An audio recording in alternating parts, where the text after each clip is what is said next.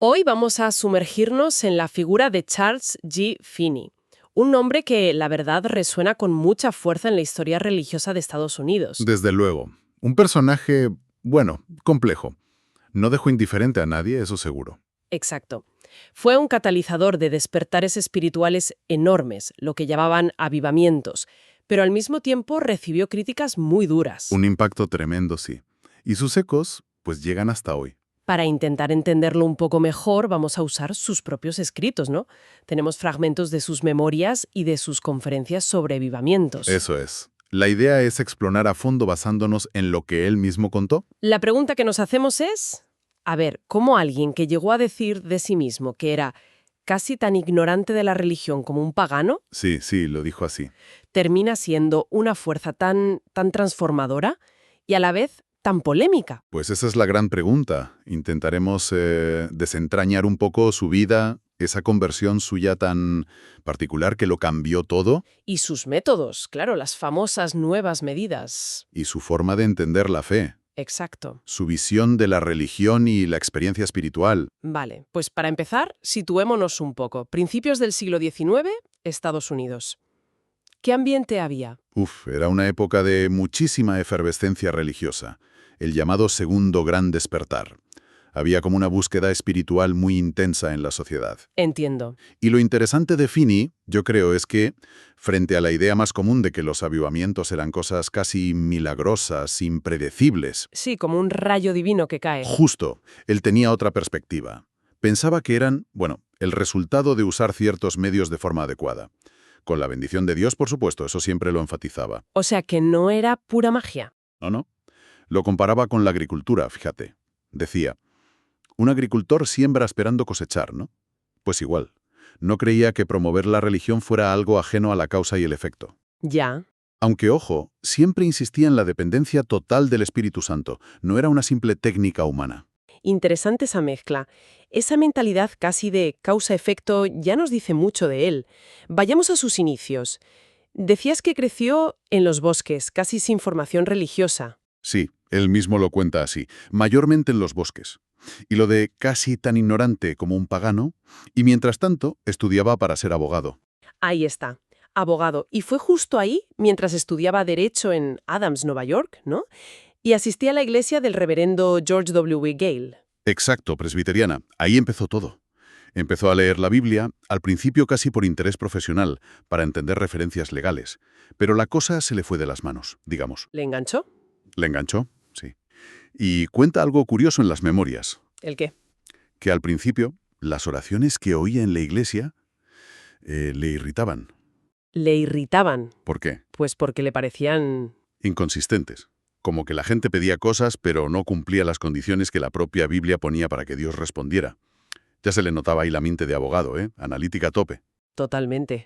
Una lógica implacable. Y eso le llevó a un conflicto interno bastante fuerte, ¿no? Muy fuerte. Por un lado, su cabeza le decía, esto es verdad, el cristianismo, la Biblia. Pero por otro, sentía el corazón duro, como una piedra. Quería sentir, quería rezar de verdad, pero no le salía. ¡Qué angustia! Sí, necesitaba estar solo para poder, bueno, medio expresarse. Lo describe como una lucha, una batalla interior muy, muy intensa. Hasta que todo revienta. Octubre de 1821. La descripción de su conversión es, bueno, es que te deja sin palabras. Es tremenda, sí. Iba para su oficina, dice, y tuvo como una visión, no visual, más bien una comprensión intelectual clarísima de la obra de Cristo, de la expiación, Ajá. y sintió una paz brutal. Pero lo más gordo vino por la noche, solo, en su despacho, lo que él llama el bautismo del Espíritu Santo. Una experiencia que describe de una forma, muy vívida, casi física. Habla de sentirse inundado por olas y olas de amor líquido. Es que la imagen... Es increíblemente potente, sí. Cuenta que oyó como una voz interior que le preguntaba, ¿dudarás? Ujú. Y su respuesta fue, no, no dudaré, no puedo dudar. ¡Pum! Y desde ese mismo instante tuvo la certeza total de que tenía que predicar. Y además, ya, inmediatamente. Esa palabra es clave en él, inmediatamente. Totalmente.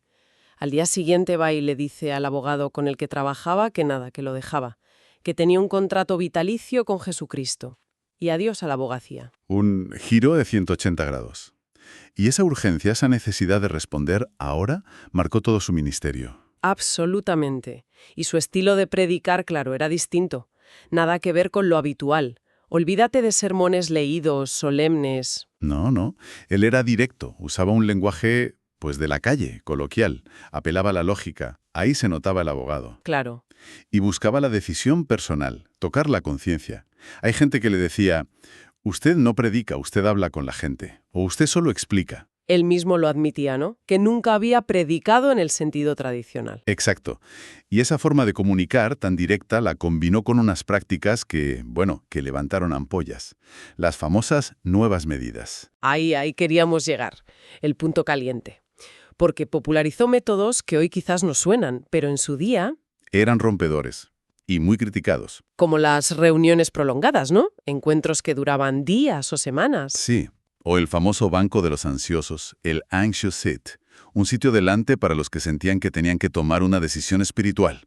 Ya, Delante de todos. claro. También rezar en público mencionando a gente concreta por su nombre. Imagínate. Uf. Y algo que hoy parece normal, pero entonces era revolucionario. Permitir que las mujeres rezaran en voz alta en reuniones con hombres. Tela. Y usar un lenguaje muy directo, muy familiar, desde el púlpito. Todo enfocado a eso. Decide ahora.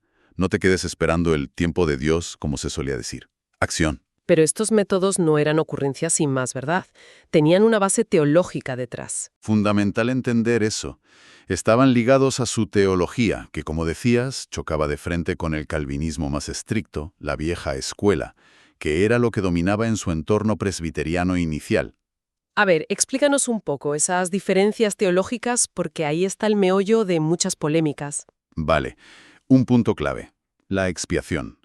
Finney creía y defendía a capa y espada que Cristo murió por todos, por toda la humanidad, que su sacrificio era suficiente para cualquiera que quisiera aceptarlo. ¿No solo para unos pocos elegidos predeterminados? Exacto. Tuvo broncas serias con su mentor, Gale, por esto. Para Finney era ilógico predicarle el Evangelio a alguien si, en el fondo, la salvación no estaba disponible para esa persona. Es que, pensándolo bien, ¿cómo le pides a alguien que acepte un regalo que en realidad no es para él? Justo esa era su lógica. Otro punto fundamental. La capacidad humana. Finney decía que las personas, aunque pecadoras, conservaban la capacidad moral, la habilidad, digamos, para elegir arrepentirse y creer. O sea, que no éramos totalmente pasivos, marionetas esperando que Dios tirara de los hilos. Eso es. Esto iba contra la doctrina calvinista de la incapacidad total, que decía que el pecador no podía hacer absolutamente nada hasta que Dios intervenía de forma irresistible. Finney veía la ayuda del Espíritu Santo más como una persuasión moral, a través de la verdad que se presentaba, no como una fuerza física que te obligara.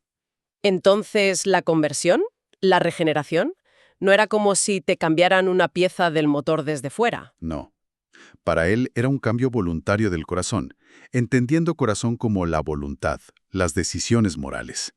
Era una decisión, me someto a la verdad de Dios. Y también se metió con temas como el pecado original, lo de heredar el pecado de Adán, o la idea de que la justicia de Cristo se nos imputa automáticamente. Sí, las llamaba ficciones teológicas. Argumentaba que cada uno es responsable de sus propios pecados, no de los de Adán, y que la justicia no es algo que se transfiere como en una cuenta bancaria, sino que es la propia obediencia a Dios, que su gracia hace posible. Vale, con esta teología tan activa, por decirlo así, ¿qué les decía Finney a los que buscaban a Dios? ¿Qué instrucciones les daba? Pues muy directas. Les decía, tu deber ahora mismo es someterte a Dios, creer en el Evangelio, arrepentirte, ¿ya? Nada de esperar sentado. Nada. Rechazaba decirles, bueno, tú sigue usando los medios. ¿Qué medios? Pues leer la Biblia, ir a la iglesia, cosas que se recomendaban. Pero él decía, no los uses pasivamente, esperando a ver si pasa algo. Ni reces pidiendo un nuevo corazón, si en el fondo sigues resistiéndote a Dios. Entiendo. Él creía que la iglesia presenta la verdad. Esos son los medios. Pero la responsabilidad de obedecer o resistirse es tuya. Del individuo. Queda muy claro ese énfasis en la responsabilidad, en la acción humana. Pero al mismo tiempo decías que la oración era Vital en su ministerio. absolutamente central, indispensable. Finney no se cansaba de hablar de la necesidad de tener un espíritu de oración, de orar con intensidad, de forma agonizante, decía él. Agonizante. Sí, como una lucha en oración. Y de la oración de fe, que para él era creer que recibes lo que pides siempre que esté de acuerdo con la voluntad revelada de Dios. O sea, no era solo cosa suya. No, qué va. Tenía colaboradores como el Padre Nash o Abel Clary, que eran famosos por sus maratones de oración. Se cuenta que a veces se quedaban físicamente agotados.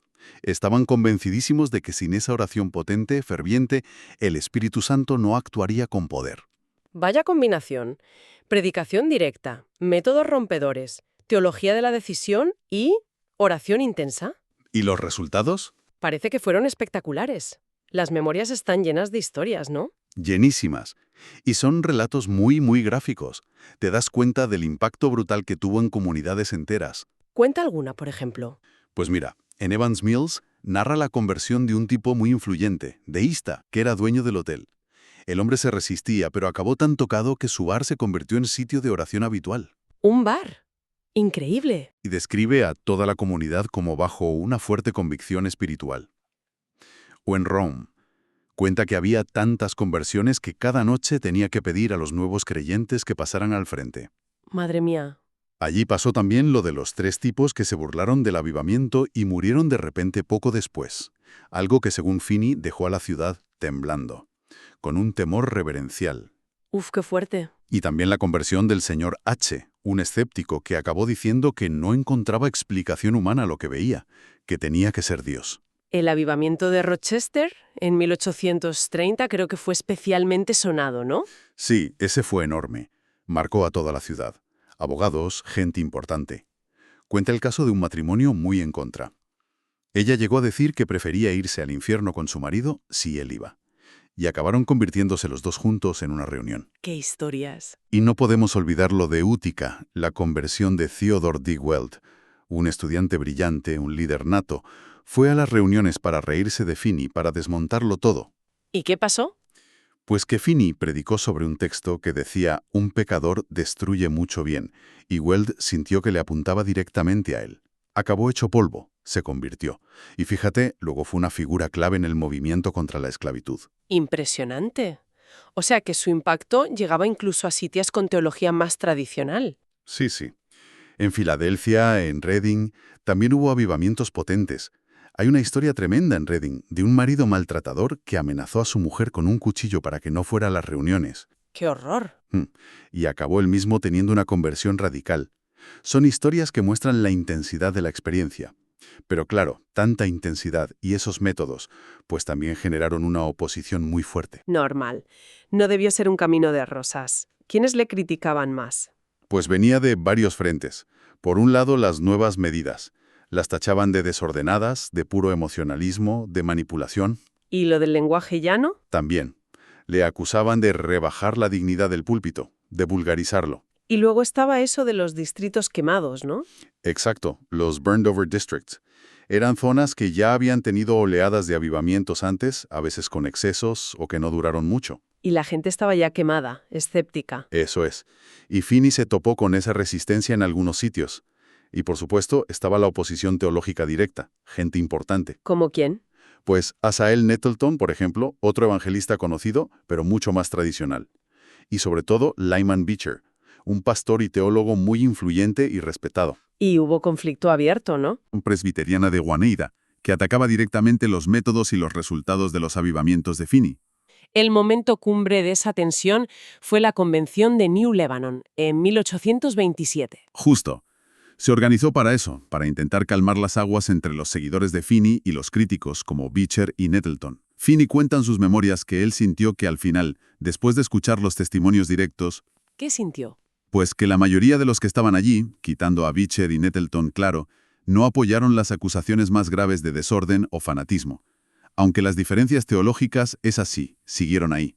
¿Y él cómo llevaba todo esto? Tantas críticas, tantos ataques. Pues leyendo sus memorias transmite una sensación de calma, de confianza en lo que hacía. Creía que la oposición venía de malentendidos, de información de segunda mano, o simplemente de esas diferencias teológicas. Decía sentir compasión por sus oponentes y, bueno, seguía lo suyo. Estaba convencido. Además de predicar por todas partes, también puso sus ideas por escrito en las conferencias sobre avivamientos de religión. ¿Qué podemos sacar de ahí, en resumen? Esas conferencias son casi un manual práctico, de cómo empezar y llevar un avivamiento. Habla de la preparación que necesita la Iglesia. Romper el barbecho del corazón, dice él. Romper el barbecho. Sí, como arar la tierra dura.